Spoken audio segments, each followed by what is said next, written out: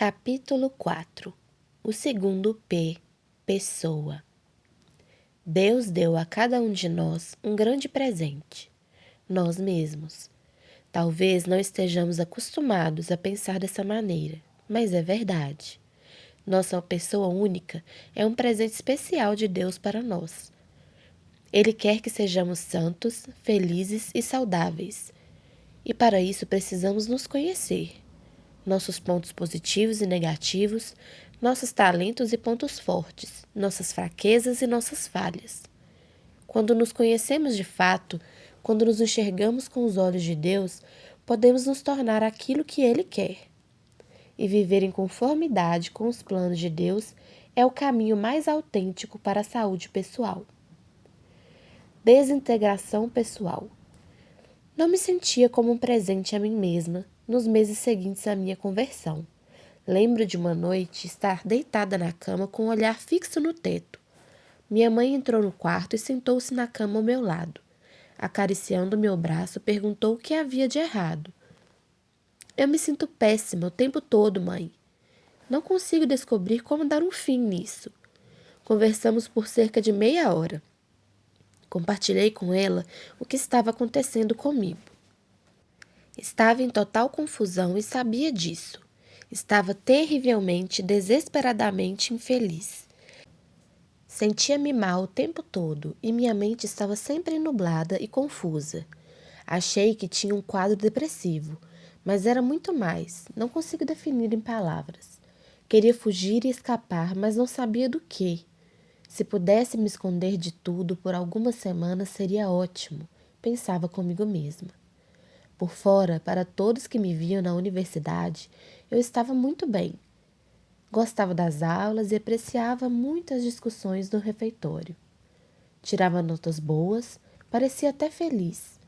Parecia tão feliz que uma das minhas melhores amigas não acreditou em mim quando eu disse a ela que estava deprimida. Não queria me sentir mal, então tentava esquecer minha depressão. Talvez todos os meus problemas fossem embora, se eu não pensasse tanto. Era fácil fingir que não havia nada de errado quando me mantinha ocupada a ponto de não conseguir pensar no que se passava dentro de mim. Se eu tivesse um artigo interessante para escrever ou um evento social em que passar meu tempo, sentia-me bem. Mas todas as noites tinha que voltar ao silêncio do meu quarto, e todo o desespero e depressão ainda estavam ali. Quando não entendemos o que acontece dentro de nós, é natural buscar alívio para os nossos problemas na distração. Mas distração é uma fuga. Como acontece com a dor física, tentar esconder ou ignorar a dor interior não traz alívio. Minha dor interior era uma indicação de desordem dentro da minha pessoa, e eu precisava tratar essa desordem, não apenas os sintomas. O que acontecia dentro de mim? Como poderia mudar? Como poderia ser santa, feliz e saudável? O que é um ser humano? Comecei a procurar respostas para essas perguntas e descobrir coisas interessantes e importantes sobre os planos de Deus para mim como pessoa.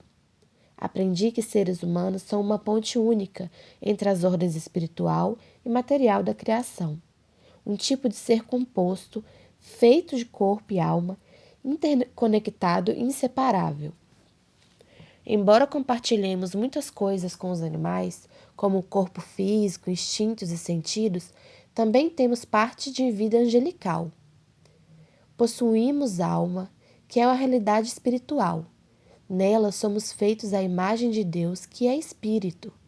Nossa alma possui as potências da inteligência e da vontade, nossa capacidade de conhecer e pensar e nossa competência para escolher.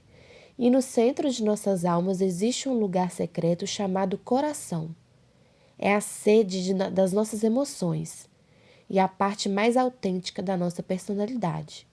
É o âmago do nosso ser, muito intimamente ligado à vontade, e o lugar onde essencialmente decidimos viver a vida para Deus ou para nós. Nosso coração é onde Deus vive. Nosso coração está no que amamos. Os planos de Deus para nós. A intenção original de Deus para nós reflete-se no dom da integridade dado a Adão e Eva. na criação. Integridade significava que todas as várias partes das suas pessoas funcionavam em harmonia e equilíbrio adequados. Adão e Eva estavam em união com Deus em seus corações. Seus intelectos comunicavam suas vontades, o que era objetivamente bom, e suas vontades, atraídas pelo bem e fortalecidas pela graça, livremente o escolhiam. Com essas faculdades superiores em perfeito funcionamento, suas emoções eram uma dádiva de Deus que aprimorava a vida, uma força poderosa e positiva para ajudar na execução das suas decisões. Adão jamais dormiria enquanto houvesse trabalho a fazer, e Eva não evitava o trabalho doméstico por falta de vontade. Tudo o que faziam era razoável, sempre escolhiam o bem com sua vontade, e seu coração sempre queria fazer o bem. Assim viviam plenamente na graça. Experimentavam a presença permanente de Deus em seus corações e estavam em paz. Eram felizes. Esse é o plano de Deus para nós como pessoas também. O pecado dispersa nossa personalidade.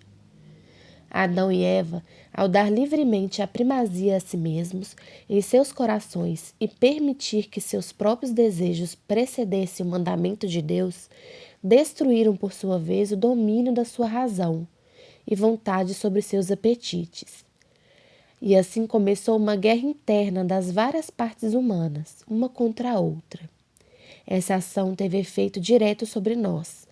Também experimentamos dispersão interior e desintegração da ordem interna e da unidade pessoal originalmente pretendida por Deus. Isso se chama concupiscência, que sentimos quando temos medo e nojo diante de algo que sabemos ser bom, como limpar o sótão.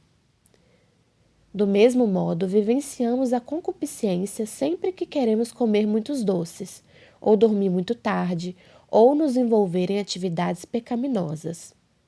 Em vez de subordinar nossos impulsos e desejos à escolha do bem, objetivo, nossas vontades danificadas e enfraquecidas buscam seguir as paixões. Temos tendência a escolher o que faz com que nos sintamos bem, mas que pode ser na realidade muito prejudicial. Nosso poder de raciocínio também está prejudicado e, portanto, até mesmo compreender a verdade se torna mais difícil do que Deus planejou no início. Isso desinforma nossa vontade e enfraquece nossa capacidade de tomar decisões. Nossos corações, não mais alinhados com a vontade de Deus, buscam realização egoísta, e nossas emoções se tornam uma força poderosa que pode agora agir contra nossa razão, neutralizando o efeito do pecado em nós. Percebi que não apenas herdei minha desordem pessoal do pecado original, mas também a agravei seriamente por minhas próprias ações pecaminosas. Toda vez que escolhi pecar, promovi o processo de dispersão. Ao rejeitar a graça de Deus em meu coração, promovi o domínio das paixões sobre a minha alma. Enfraquecia a minha própria vontade e obscurecia meu próprio raciocínio. É importante para nós, no segundo P, pessoa, perceber que isso se aplica a todos nós. Nossa saúde espiritual afeta diretamente nossa saúde pessoal.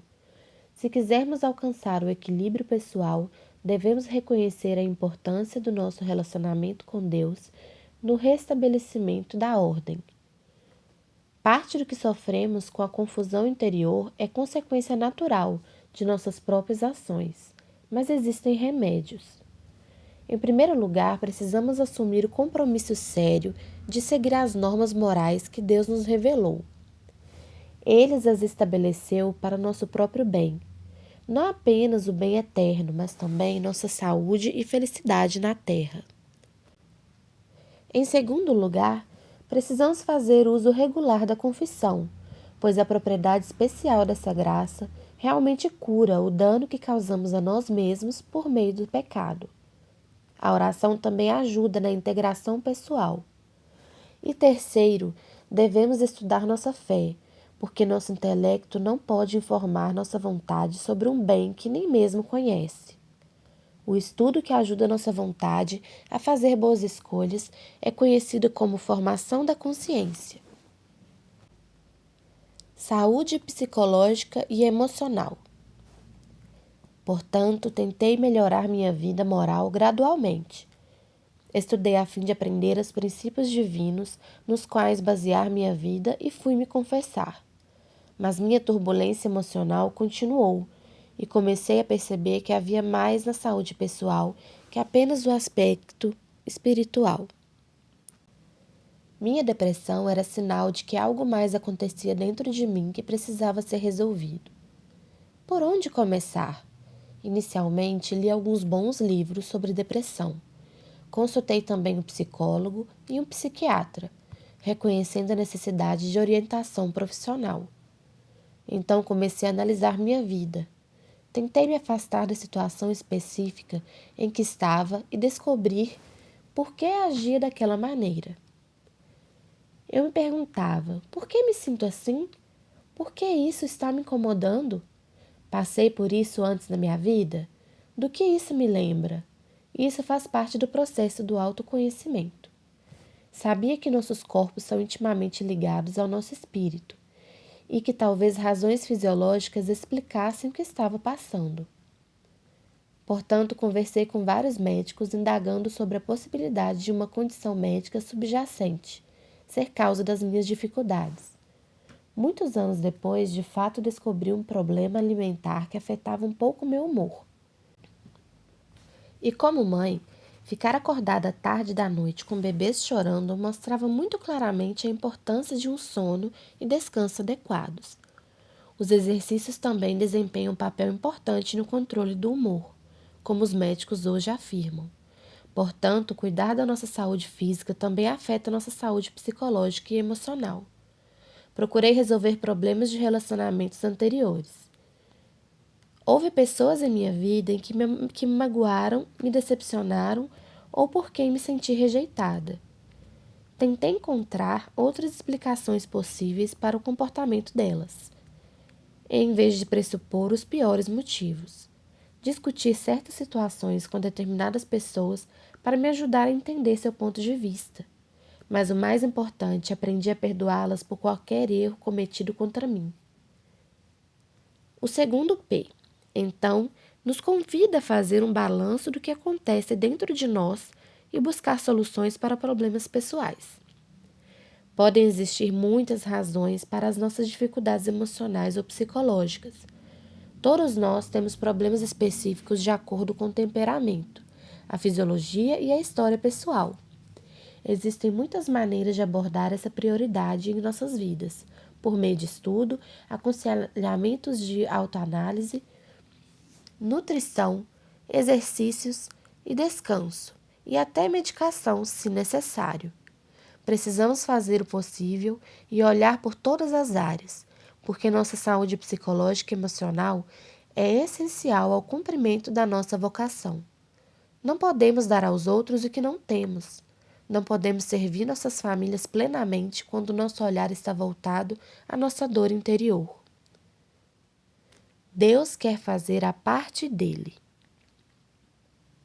Apesar da luta árdua para restaurar minha saúde emocional e mental, anos se passaram e eu ainda tinha dificuldades.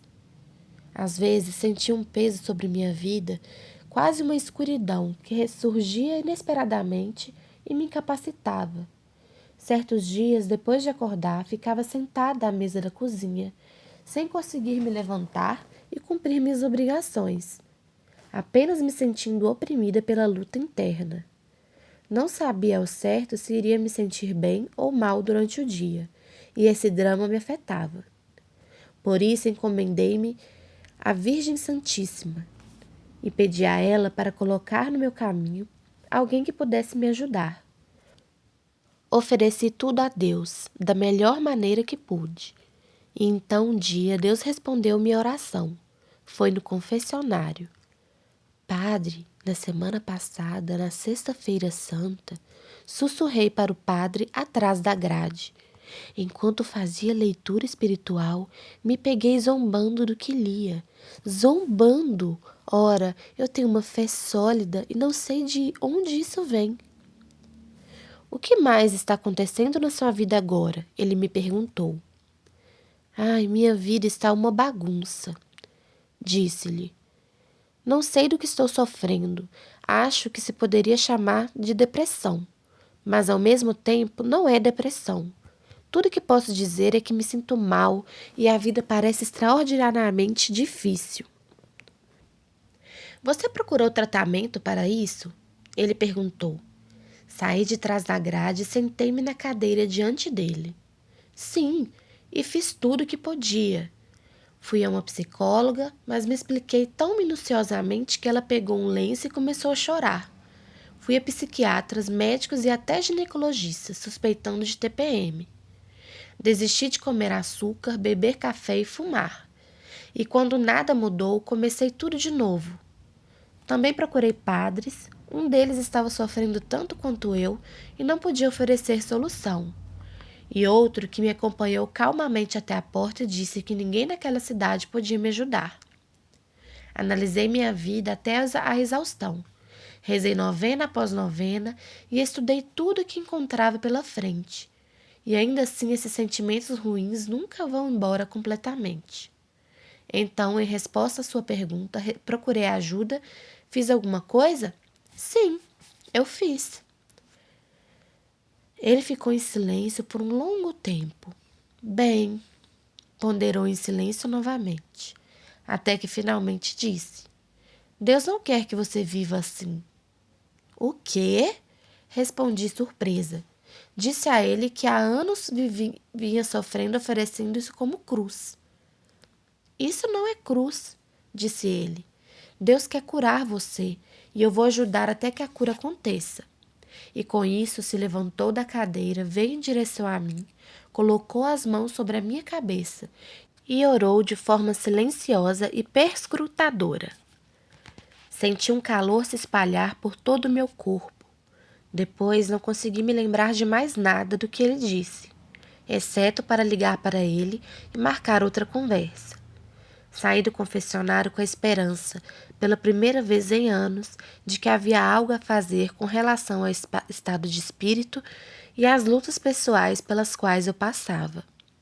Porém, o mais impressionante foi ele dizer que ficaria ao meu lado até que eu melhorasse. Ninguém nunca tinha me dito algo assim antes, e fiquei profundamente comovida.